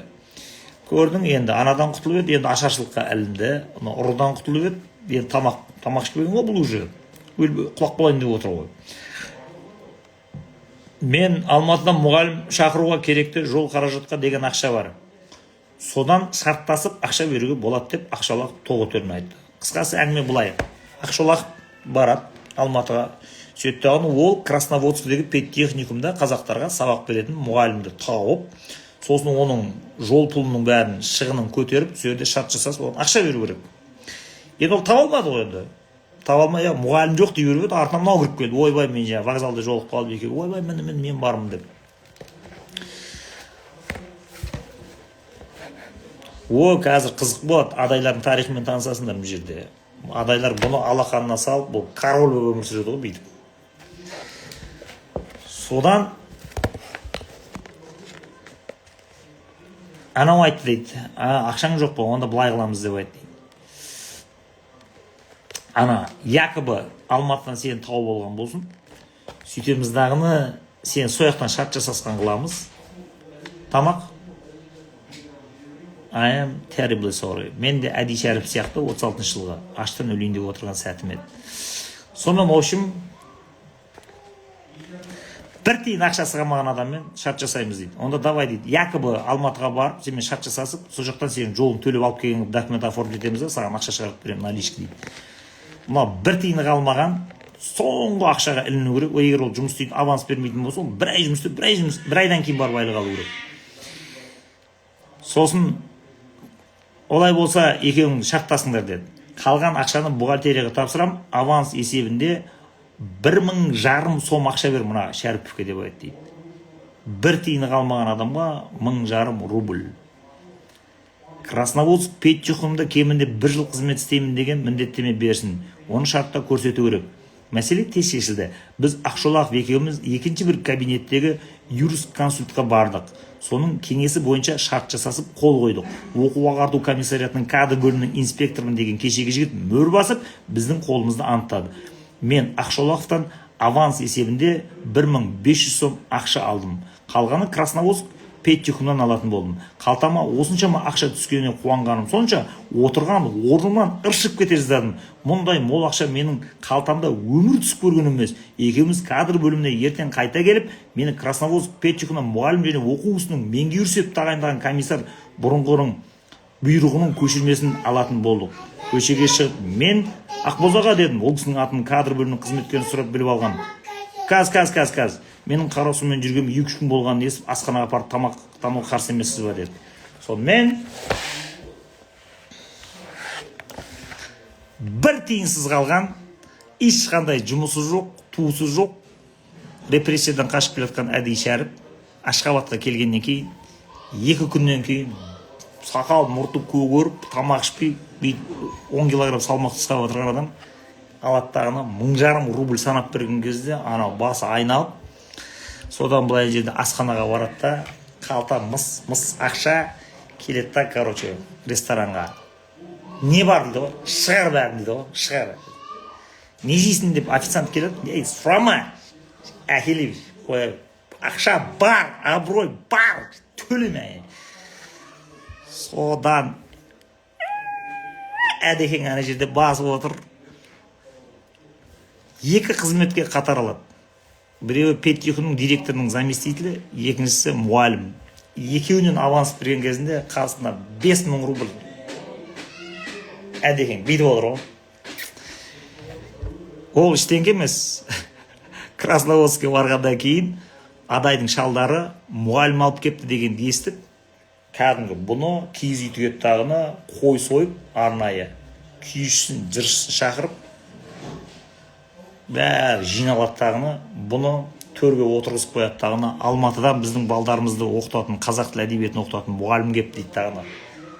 Ән жерде шұбат, қымыз, айран, свежий ет, сүрет, қазы, түйенің табаны, өркеші, ауылға да сүгірай келді деп жер батыран жыршылар одан күйлер кетіп отыр. Әдекең төрде бейді отыр. баса бер жігіттер, баса бер деп кешегі Астраханның мектеп бітіріп жатқан қыздары сап. Содан не керек, әдекең әне жерден күшіне мінеді ғой. И сөйтіп жүргенде бір айдан кейін тағы бір оқиға болады.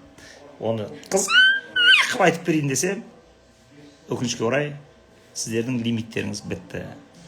Бұны негізі мен басынан бастап күшті оқып берем деген, сіздер пәленше туралы не дейсің, түгенше туралы не дейсің, пәленше туралы не дейсің, түгенше туралы не дейсің, анау туралы ойыңыз, мынау туралы қойыңыз деп отырғанда Гитлер капут болған сізге.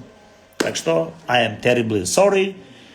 Ар жақтағы оқиғаны сіздер біле алмайсыңдар. И ар жағында уже страшный оқиға болады. Оны ертең қол түйсе айтам. Настроение қарай.